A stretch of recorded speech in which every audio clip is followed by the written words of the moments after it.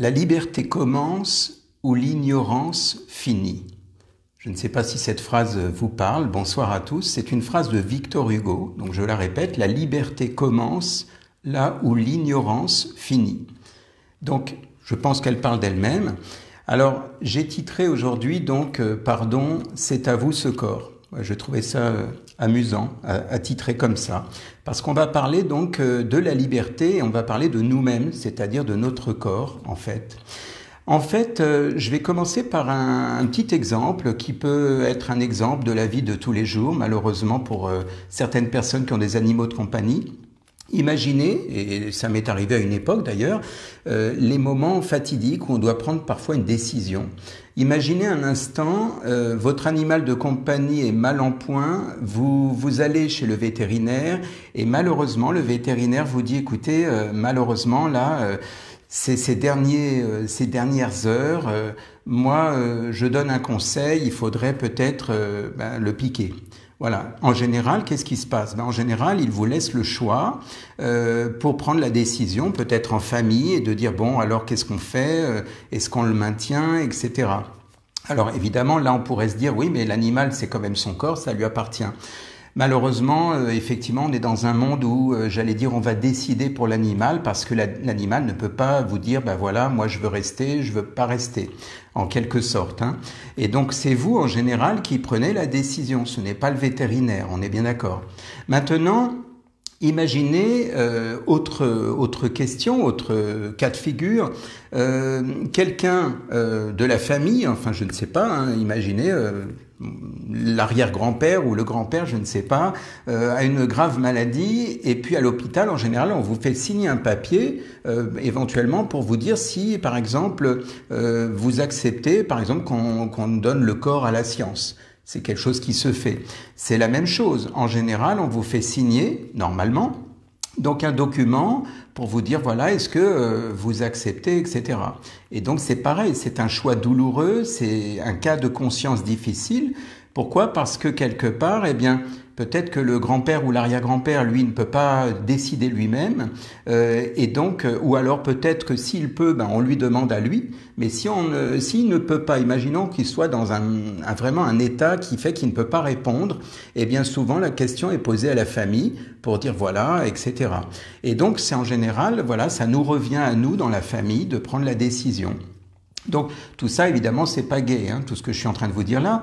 Alors moi, je voudrais vous poser une série de questions que vous puissiez finalement y réfléchir en conscience. D'ailleurs, ça peut être quelque chose que l'on peut se poser en famille ou avec les amis, des questions d'ordre très général par rapport à la santé, par rapport surtout à la liberté, le libre arbitre que l'on peut avoir par rapport à nous-mêmes, par rapport à notre corps. Et donc j'ai noté quelques questions, donc je vous laisse comme ça le soin d'y penser, d'y réfléchir, et puis de voir comment vous pouvez répondre. Alors vous n'êtes pas obligé de répondre dans les commentaires, quoique pourquoi pas, après tout, si vous voulez en faire bénéficier les autres pour qu'ils réfléchissent eux-mêmes. Mais si vous voulez, c'est plus des questions d'ordre personnel pour lesquelles vous êtes libre de répondre ou pas. C'est souvent des questions existentielles, des questions qu'on pourrait se poser à titre individuel. Tiens, qu'est-ce qui se passerait si ? Vous voyez, des fois, c'est la question intérieure qu'on se pose. Tiens, s'il se passait ceci, je déciderais quoi ? Et moi, j'ai noté ces quelques questions. Alors, on pourrait allonger la liste, mais j'ai noté quelques questions et donc je n'ai pas les réponses. Les réponses appartiennent à chacun, évidemment. Donc, maintenant, on va imaginer un instant. Donc là, j'ai parlé tout à l'heure de tout ça, c'est-à-dire de la maladie, le corps à la science, malheureusement le vétérinaire qui dit voilà, votre animal, à mon avis, il faudrait le piquer. Donc c'est toujours pareil, c'est vous qui prenez la décision. Maintenant, d'autres cas de conscience qui se posent. Alors, une question que j'ai notée par rapport à, par exemple, l'euthanasie. Vous savez, il y a déjà eu de nombreux débats sur l'euthanasie. Imaginez que maintenant quelqu'un vous dise, alors on va prendre l'exemple de l'arrière-grand-père, comme ça on est tranquille, parce que voilà, je vais pas vous faire peur. Imaginez un instant, on vous dit voilà, c'est l'hôpital qui vous contacte et qui vous dit voilà, moi j'ai endormi votre arrière-grand-père. J'ai pris la décision, donc en gros, il a euthanasié l'arrière-grand-père. Ça vous fait quoi et comment vous vous considérez par rapport à cette notion de libre arbitre en quelque sorte. Imaginez que ce soit comme quelque chose qu'on vous annonce en disant oui, on a pris la décision finalement, votre arrière-grand-père, eh bien, on lui a fait une piqûre et il est parti. Autre question encore. Aujourd'hui, il y a plein d'approches en thérapie. Vous savez, il y a plein de choses. Par exemple, moi, je suis hypnothérapeute, et puis il y a des sophrologues, et puis il y a des psychologues, il y a des psychanalystes.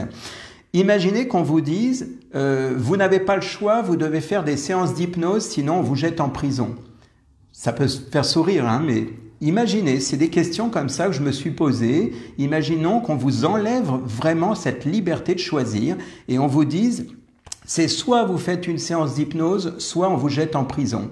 Qu'est-ce que vous faites? Qu'est-ce que là vous, alors peut-être ça vous semble ridicule, mais quelque part posez-vous quand même la question. Imaginons que quelque part vous êtes là face à ce dilemme de vous dire bon, je fais quoi? J'accepte les séances ou est-ce que je dis non mais hors de question, etc. Un autre exemple encore qui peut vous sembler aussi farfelu, hein. Imaginez un chirurgien vous opère. Et puis, une fois que vous êtes remis sur pied, vous êtes en pleine forme, et il vous dit, voilà, moi j'ai bricolé un petit peu dans votre corps, je vous ai mis 2-3 babioles, mais je vous dis pas ce que c'est, mais vous êtes en bonne santé, tout va bien. Est-ce que vous êtes rassuré ou pas? Est-ce que vous êtes rassuré de vous dire, finalement, du moment que je suis bien, ça va, c'est bon? Ou est-ce que vous aimeriez quand même qu'ils vous disent, parce que c'est quand même votre corps, est-ce que vous aimeriez qu'ils vous disent, non, attendez, j'aimerais que vous me disiez, vous avez mis quoi? Vous me dites que vous avez bricolé, mais que tout va bien. C'est bien, moi je suis en bonne santé, tout va bien. Seulement, moi j'aimerais bien savoir ce qui s'est passé, qu'est-ce que vous avez fait dans mon corps, en quelque sorte. Donc, posez-vous la question, imaginez, voilà, vous sortez d'une opération, le chirurgien vous dit, écoutez, ça s'est super bien passé, vous êtes sur pied, vous êtes en pleine santé, seulement j'ai bidouillé à l'intérieur, j'ai fait des machins, j'ai mis des trucs, vous ne savez pas quoi, c'est comme s'il vous disait, voilà, vous pouvez pas comprendre, c'est entre nous, c'est la chirurgie, c'est un truc, mais vous êtes bien. Question, vous vous sentez comment? Est-ce que vous vous sentez rassuré? En sachant que vous êtes quand même en bonne santé, hein. Encore 2-3 questions. Imaginez, vous êtes malade et il existe plusieurs solutions. Vous vous dites, tiens, moi je peux faire ça, ou ça, ou ça. Et on vous impose un seul traitement. Ça veut dire qu'on vous dit non, ça vous laissez tomber. Ça ressemble un peu à ce que je vous disais tout à l'heure par rapport à l'hypnose. Sauf que là, on vous dit, voilà, non, vous n'avez pas le choix. La seule chose qu'on vous impose, c'est ça. Le reste, vous laissez tomber. Oubliez, ça ne sert à rien. C'est-à-dire que toutes les méthodes alternatives, tout ce qu'on pourrait vous proposer ailleurs, vous n'avez pas le choix, vous n'avez pas le droit, vous devez uniquement suivre le traitement qu'on vous impose. Voilà, donc comment est-ce que vous réagissez? Et l'autre question, est-ce que vous faites une confiance aveugle ou pas par rapport à ça?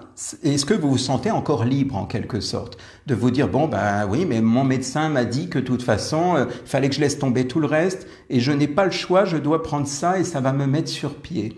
Est-ce que vous vous sentez libre ou est-ce que vous avez l'impression qu'on a atteint en quelque sorte votre libre arbitre en fait?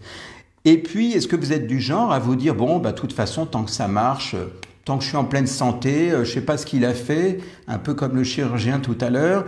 Est-ce que, malgré tout, est-ce que vous vous sentez finalement rassuré? Et puis même si vous êtes rassuré, imaginez, vous dites, je me sens rassuré parce que je suis bien. On revient à la notion de liberté. Est-ce que vous vous sentez libre ou pas?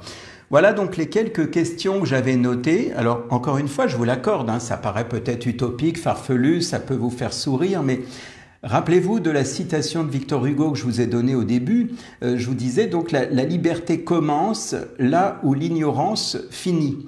Dès lors où vous n'êtes plus dans l'ignorance, dès lors où vous avez conscience de certaines choses, est-ce que vous vous sentez encore libre si on vous dit « vous n'avez pas le choix, c'est comme ça et ce n'est pas autrement ». Donc quelque part, ces petites questions, comme je disais, à poser entre amis ou en famille, des questions de conscience du genre « tiens, si on te dit ça, tu fais quoi? Comment tu te sens si il se passe ceci, si on t'impose cela ?» Posez-vous la question à vous-même, éventuellement partagez ces questions avec d'autres personnes en disant voilà, tiens, j'ai un dilemme à te poser, tu n'as pas le choix, c'est soit ça, tu fais quoi? Et en fait, ces questions, ça peut être intéressant de vous les poser pour savoir, puisque le corps, finalement, c'est votre corps, jusqu'à preuve du contraire. Alors, évidemment, si vous êtes, entre guillemets, comme je parlais tout à l'heure de l'arrière-grand-père, vous êtes mal en point, ou comme on parlait tout à l'heure de l'animal domestique, là, éventuellement, ça se discute, c'est pas forcément évident.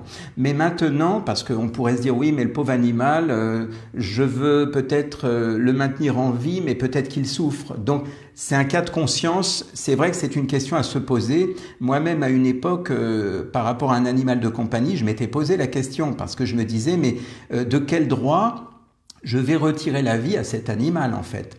Donc ça a été un cas de conscience, ça a été difficile et il a fallu prendre une décision parce que l'animal n'était pas du tout au point, il souffrait, donc voilà quoi en fait. Alors en fait l'idée c'est quelque part si on vous impose, posez-vous la question, si on m'impose quelque chose, où est mon libre arbitre ? Est-ce que ce libre arbitre, j'ai encore le droit de m'exprimer ou pas? Et maintenant, à l'inverse, parce que tant qu'à faire, autant transformer ça en bonne nouvelle.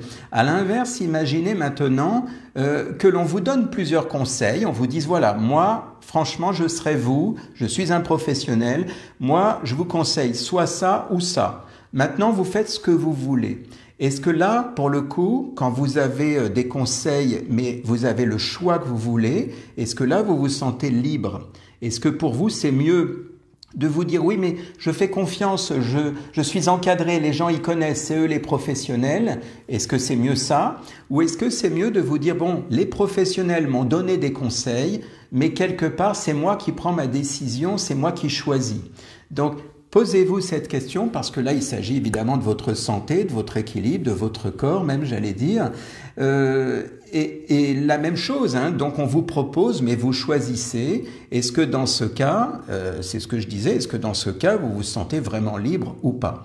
Voilà, donc c'était un peu particulier puisque l'idée c'était de vous poser des questions pour lesquelles je n'ai pas forcément de réponse à vous donner puisque ça appartient à chacun. C'est-à-dire que si on me posait à moi des questions, j'aurais mes réponses et chacun a le droit d'avoir ses réponses. Mais j'ouvre, j'allais dire, le dialogue ou débat, peu importe comment on l'imagine. Et je me dis, tiens, voilà, des questions peut-être pour prendre conscience, puisque vous êtes là chez vous, peut-être à réfléchir sur vous-même, sur votre équilibre, votre santé, votre avenir, votre vie peut-être. Et en fait, bien l'idée, c'est de voir quelle valeur est-ce que vous donnez à votre corps, quelle valeur est-ce que vous donnez à votre santé. Et donc, j'allais dire pour votre santé, vous savez, c'est le fameux slogan pour votre santé, etc. Eh bien, moi, je vais vous dire, voilà, pour conclure cette petite vidéo, pour votre santé, eh bien, je vous laisse méditer là-dessus. Et je vous souhaite une très belle soirée, un très bon week-end.